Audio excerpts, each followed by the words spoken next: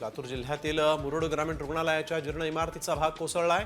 यात रुग्णालयात आलेले रुग्ण थोडक्यात बचावलेले आहेत। रुग्णालयाची इमारत जीर्ण झाली असून इथे येणाऱ्या रुग्णांसह वैद्यकीय अधिकाऱ्यांचाही जीव धोक्यात आला आहे।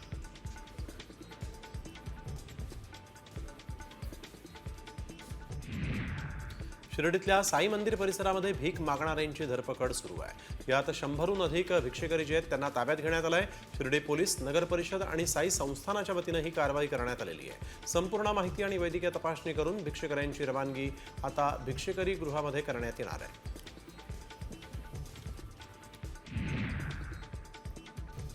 नांदेडच्या किनवट तालुक्यातील पैनगंगा नदी कोरडी पडलेली आहे आणि या नदीमधून पुरवठा होणाऱ्या साधारणतः 15 गावांना आगामी काळामध्ये पाणी टंचाईचा सामना करावा लागणार आहे।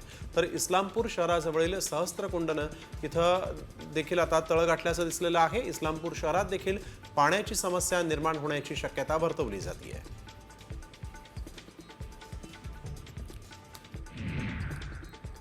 शेतकऱ्यांच्या संपूर्ण कर्जमुक्तीसाठी म्हणून रघुनाथदादा पाटलांच्या नेतृत्वाखाली शेतकरी संघटनांनी एल्गार पुकारलेला आहे। अहिल्यानगरच्या श्रीरामपूरमध्ये शेतकरी जनजागृती अभियान सुरू करण्यात आलं।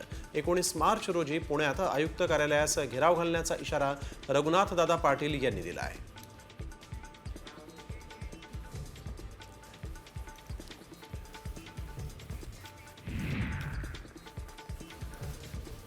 पुण्यात ससून रुग्णालयामध्ये नर्सनं काम बंद आंदोलन केलेलं आहे। मागण्या मान्य झाल्या नाही तर बेमुदत काम बंद आंदोलन करण्याचा इशारा नर्सनं दिलेला आहे। तसंच रुग्णांना चांगली सेवा मिळवण्यासाठी म्हणून मागण्या लवकर मान्य करण्याची मागणी आंदोलकांनी केलेली आहे।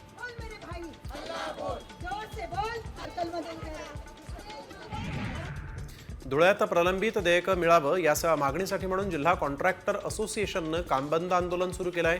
शासनाच्या विरोधात घोषणाबाजी करत निदर्शनं करण्यात आली। जिल्ह्यातील 80% काम जे ते पूर्ण झालेलं आहे, मात्र शासनाकडून केवळ 8 ते 10%च निधी पाठवला जात असल्यामुळे कंत्राटदार अडचणीत सापडले आहेत।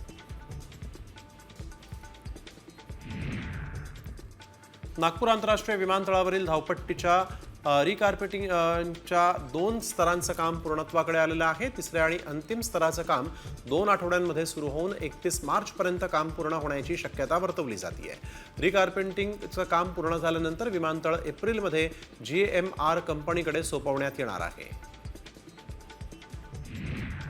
बीडच्या आष्टीमध्ये सार्वजनिक शिवजन्मोत्सवात भाजपा आमदार सुरेश धस यांनी शिवप्रेमींसोबत गाण्यावर ठेका धरला। छत्रपती शिवाजी महाराजांच्या गाण्यावर आणि मराठ्यांचा ठाण्या भाग या गाण्यावर भाजपा आमदार सुरेश धस यांनी ठेका धरला होता।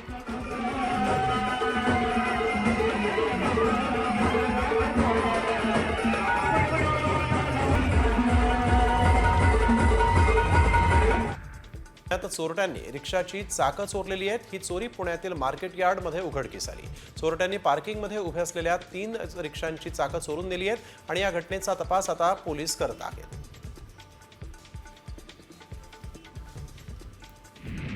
मुंबईत धावत्या लोकलमध्ये एका तरुणाकडून 3 प्रवाशांवर चाकू हल्ला करण्यात आला।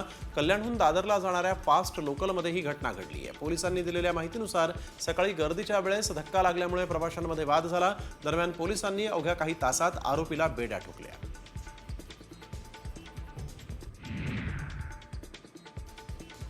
जालन्यामध्ये देशी आणि विदेशी दारूचा साठा पोलिसांनी जप्त केला आहे। या प्रकरणी 3 जणांच्या विरोधात सदर बाजार पोलीस ठाण्यात गुन्हा दाखल करण्यात आलेला आहे।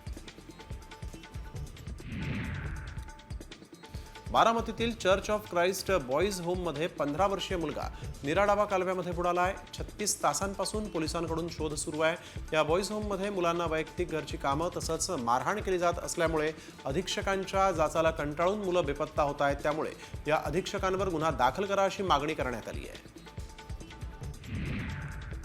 सांगलीच्या काळीखंड परिसरामध्ये अवैधरित्या 16 गायी आणि 1 म्हैस टेम्पोमध्ये निर्दयीपणे कोंबून वाहतूक करणारा टेम्पो पकडण्यात आलेला आहे। सांगलीतील गोरक्षकांनी जनावरांसह गाडी पोलिसांमध्ये आणली आणि जनावरांची सुटका केली आहे। या प्रकरणी गुन्हा दाखल करण्यात आलेला आहे। बनावट नोटा छापणाऱ्या गुंजाळवाडी गावामध्ये पोलिसांनी छापा टाकला।